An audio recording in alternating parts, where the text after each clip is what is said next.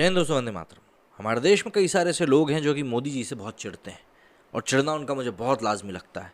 मतलब कोई आदमी जो कि बस उठते बैठते चलते फिरते सिर्फ काम की बात करता रहे, छुट्टी की बात ही ना करे, साथ ही साथ अपने मंत्रियों को भी एकदम टाइट करके रखे, तो जाहिर सी बात है ऐसे इंसान से लोग चिढ़ने ही लगते हैं देर सवेर।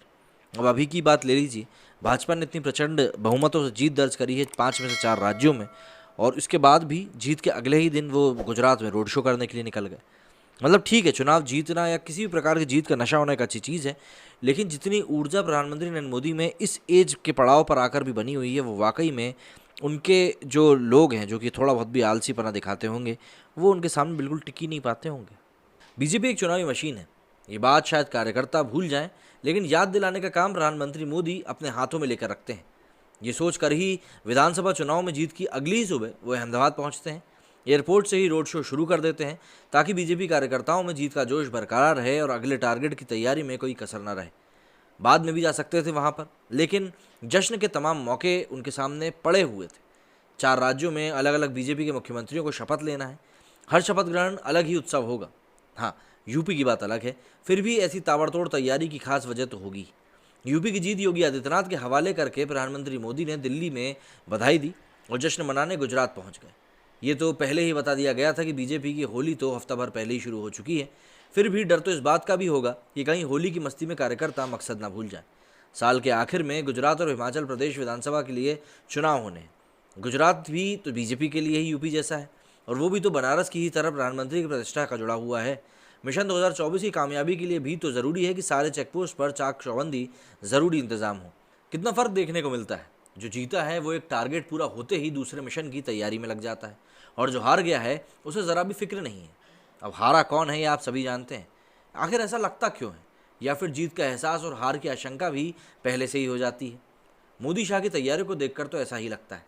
जीत से जिम्मेदारी का अनुभव होता है, और हार तो पहली बार ही कचोटती है।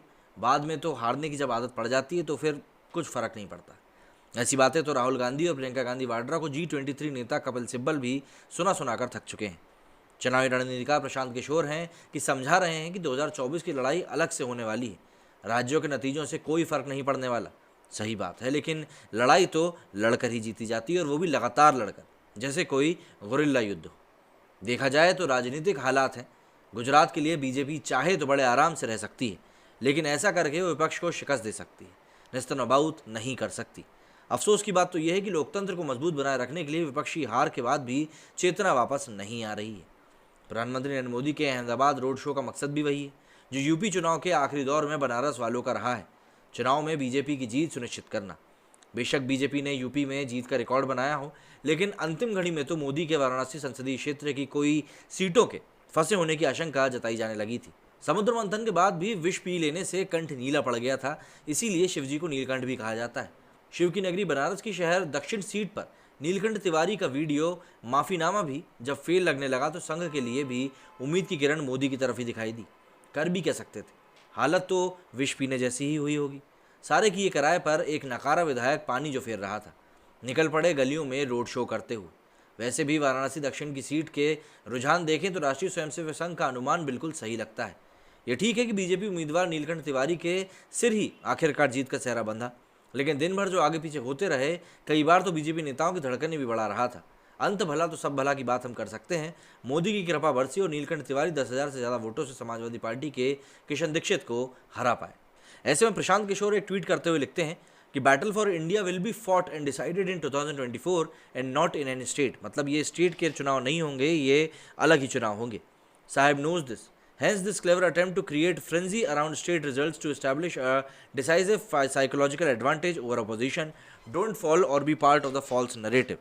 प्रशांत किशोर साफ तौर पर जानते हैं कि 2024 में जो भी कुछ होने वाला है उसके लिए राहुल गांधी कहीं से कहीं तक भी तैयार नहीं है। प्रियंका गांधी ने एक बार किला ज़रूर लड़ाया इस बार, लेकिन जिस प्रकार के चुनावी नतीजे आए हैं और वो उनके पक्ष में बिल्कुल भी नहीं गए हैं, उसको देखकर ऐसा लगता है कि कहीं ना कहीं कांग्रेस अब खात्मे की तरफ मतलब आखिरी कदम उठा चुकी है। 2024 का चुनाव उनके लिए बस ये समझ लीजिए चुनाव की मतलब ताबूत की आखिरी कील होने वाला है। अगर इस चुनाव में भी वो कुछ खास नहीं कर पाए तो जाहिर सी बात है आने वाला समय उनके लिए बद से बदतर ही होने वाला है। मेरे स्टूडियो फिलहाल इतना ही। जय हिंद, जय भारत।